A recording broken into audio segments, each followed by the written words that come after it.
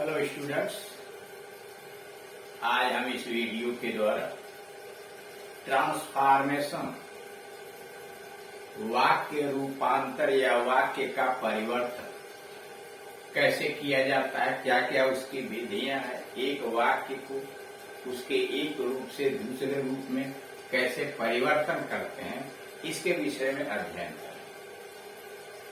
नया लेसन है ट्रांसफॉर्मेशन।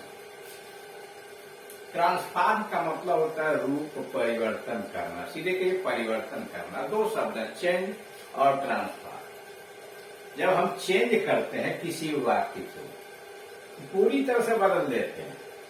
जैसे अगर हम चेंज करते हैं, वो विद्यालय जाता है, और कहा जाए कि नकारात्मक वाक्य निगेटिव में बदल लीजिए, तो विद्यालय नहीं जाता। यानी वाक्य का अर्थ भी बदला, पहले अफर्मेटिव था फिर निगेटिव भी बदला। यानी अफर्मेटिव को नेगेटिव में बदलते समय आपने अर्थ भी बदल लिया। He going to school, he does not go to school. यह है चेंज। लेकिन ट्रांसफॉर्म का मतलब है कि आप वाक्य को उसके एक रूप से दूसरे रूप में इस प्रकार बदलिए कि उसका सेंस, उसका भाव, उसका अर्थ नहीं बदलना चाहिए। ठीक। चेंज का मतलब है, मान लीजिए हमको कहना सीता सुंदर है, Sita is a beautiful girl, Sita सुंदर है।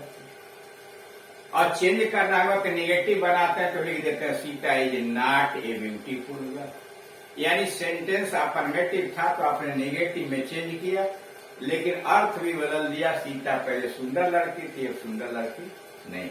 लेकिन उसी वाक्य को जब आप ट्रांसफॉर्म करोगे तो होगा सीता इज नॉट एन अगली गर्ल। नेगेटिव भी बनाया और ब्यूटीफुल का उल्टा लिख दिया, अगली गर्ल। यानी सीता कुरूप लड़की नहीं है, मतलब सुंदर। यानी सीधी सी बात है, जैसे डिफिनेशन लिखा हुआ, टू ट्रांसफॉर्म ए सेंटेंस, एक वाक्य को बदल देना, परिवर्तित करना, इज टू चेंज फ्रॉम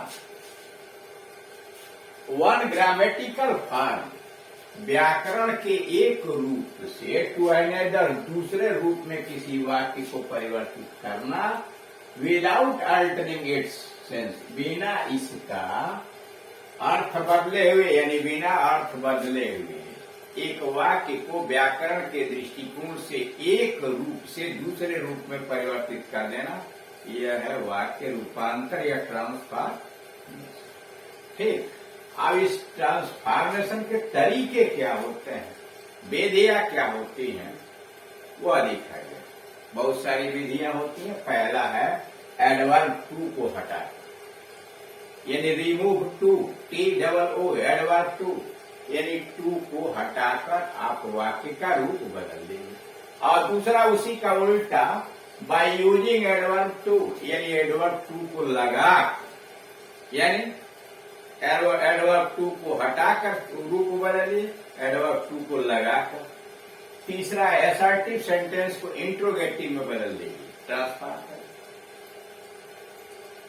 और उसका उल्टा इंट्रोगेटिव सेंटेंस दिया तो असर्टिव में ट्रांसफॉर्म कर दीजिए। अब असर्टिव का मतलब, जैसे मान लीजिए कहीं दिया हुआ है कि कोई सितारों को नहीं गिन सकता है, इंट्रोगेटिव बदलेंगे तो क्या कोई सितारों को गिन सकता है, या कौन सितारों को गिन सकता है। और अगर यह दिया हो कि कौन सितारों को गिन सकता है, तो असर्टिव में बदल दीजिए, कोई सितारों को नहीं गिन सकता। यानी वही एक क्वेश्चन होगा तो दूसरा आंसर, और दूसरा आंसर क्वेश्चन बना दिए तो पहला होगा आंसर। यानी अफर्मेटिव इंट्रोगेटिव सेंटेंस को असर्टिव में बदल।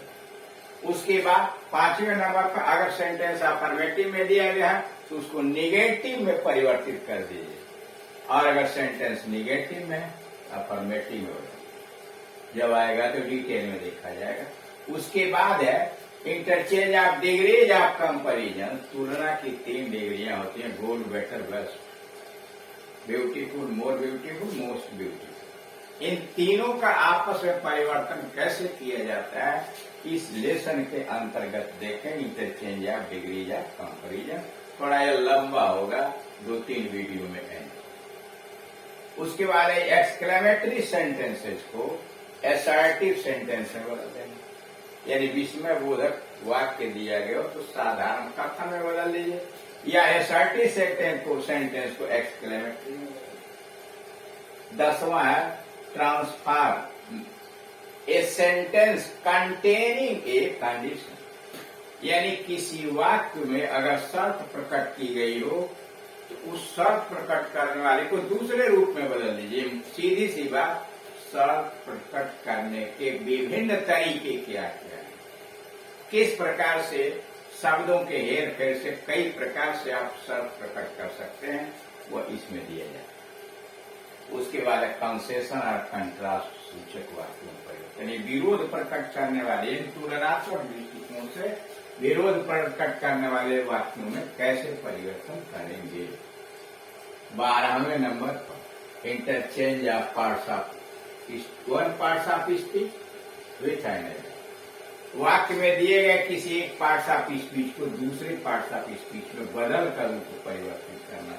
यानी एडजेक्टिव को वर्ब बना दिए, वर्ब को एडजेक्टिव बना दिए। यह भी थोड़ा लंबा हो।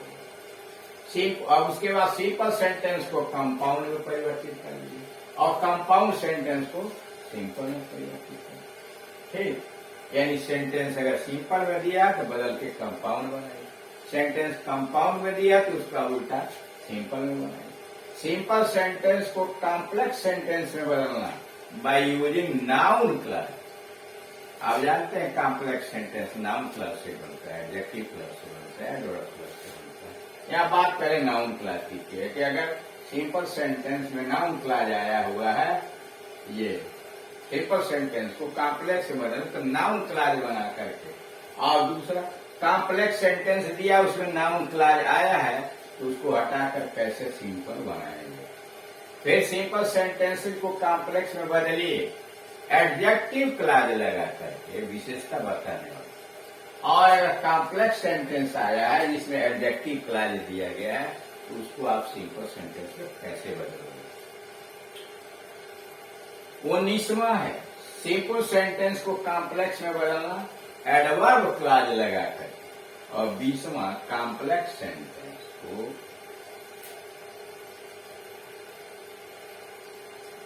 जिसमें एडवर्ब क्लॉज आया हुआ वो सिंपल सेंटेंस में कैसे बदलते। फिर 20वां कंपाउंड सेंटेंस को कॉम्प्लेक्स में बदलना और कॉम्प्लेक्स सेंटेंस को कंपाउंड में बदलना। उसके बाद लास्ट है 22वां एक्टिव एंड पैसिव वॉइस। आप जानते हैं एक्टिव पैसिव भी ट्रांसफॉर्मेशन है।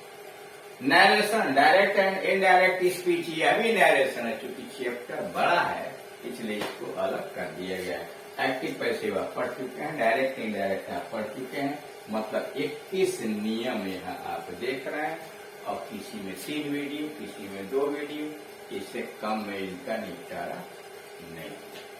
ठीक, इस प्रकार से अब इस नए लेसन की शुरुआत हम लोग करेंगे। ठीक, धन्यवाद।